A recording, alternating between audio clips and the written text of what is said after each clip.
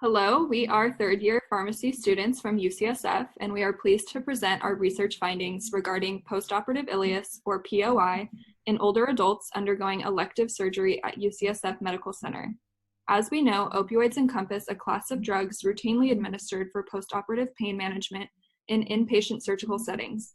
With the elderly population undergoing surgery at a higher rate than their younger counterparts, post-op opioid management, especially as it relates to adverse events, becomes of chief concern among this demographic.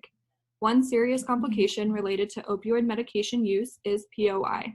Ileus that extends beyond 3 days postoperatively may result in further complications such as poor wound healing, ischemia, and in serious cases, perforation. In addition, prolonged POI has been associated with increased hospital length of stay, increased rates of 30-day hospital readmission, and excess hospital costs. Our study was a retrospective cohort study using UCSF electronic medical record system data to determine the incidence of POI in non-cancer surgical patients 65 years and older. Secondary endpoints included time to ambulation, hospital length of stay, and total oral morphine equivalents, or OMEs, given during inpatient stay. The study population included opioid-naive non-cancer patients age 65 and older who underwent general, neurological, or orthopedic surgery under general anesthesia and who were discharged home after hospital stay. Incidence of POI was ascertained using ICD-10 codes, radiologic imaging such as KUB, CT, or X-ray scans consistent with POI, as well as patient discharge summary. Patient ambulation data were derived from the UCSF 10-point Likert mobility scale and provider notes.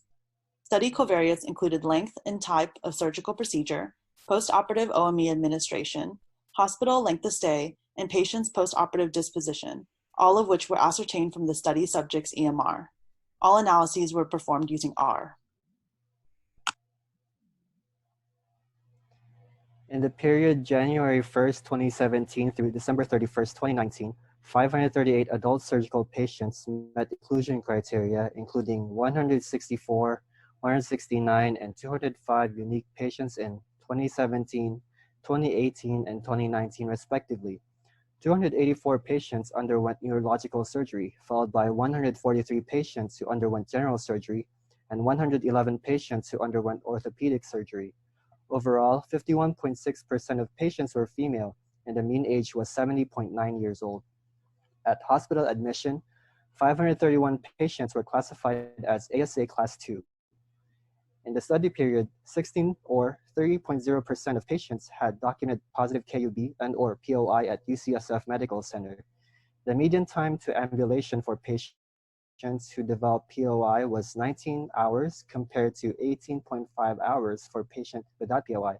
The median length of stay for patients who developed POI was 7.2 days compared to 2.2 days for patients without POI, which was statistically significant. The median OMEs administered was 60 in patients who had positive KUB and 29.3 in patients who did not have positive KUB. As you can see, the prevalence of POI in surgical patients greater than or equal to 65 years at UCSF Medical Center was low. While not statistically significant, the median OME in patients who developed POI was more than double the amount in patients who did not develop POI. Hospital length of stay was significantly longer in patients who developed POI compared to patients who did not develop POI. Prolonged length of stay can potentially lead to increased hospital costs, hospital-acquired infections, and other adverse outcomes.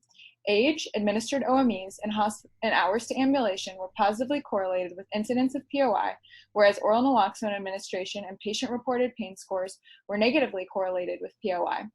Both time to ambulation and OMEs administered during inpatient stay were not found to be statistically significant predictors of development of POI. We believe this study can be used to further guide research regarding incidence of POI using larger sample sizes and among different medical centers. In addition, we hope this may guide postoperative opioid prescribing practices, as well as pre- and postoperative bowel regimen prescribing practices among surgical patients in the prevention of POI.